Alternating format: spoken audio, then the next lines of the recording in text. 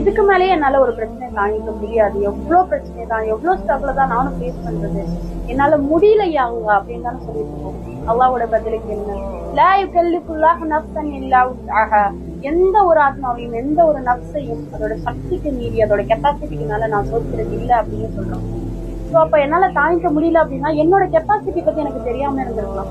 கண்டிப்பா பாஸ்ட்ல இதை விட ஒரு பெரிய ஸ்ட்ரகிள நான் ஃபேஸ் பண்ணிட்டு வந்திருக்கேன். இப்ப திரும்பி பார்த்தா தெரியுது அது எதுக்காக, எவ்வளவு பெரிய லெசன் எனக்கு கற்றுக் கொடுத்துருக்கு அப்படின்னு.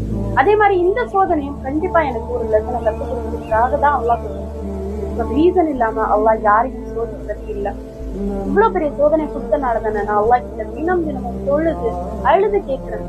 என்னோட வாய்ஸை கேட்கறதுக்காக, என்னோட நெருக்கத்துக்காக தான் இந்த சோதனையை அல்லாஹ் கொடுக்குறான். அப்ப என்னை எவ்வளவு நேசிக்கிறான் அப்படின்றத நான் தெரிஞ்சுக்கிறேன். அல்லாஹ் யாரை நேசிக்கிறானோ உங்களுக்கு நான் அதிகமான சோதனையை கொடுக்குறான். அந்த சோதனையில நான் சபரோடு இருக்கிற காலமெல்லாம் என்னுடைய தரஜா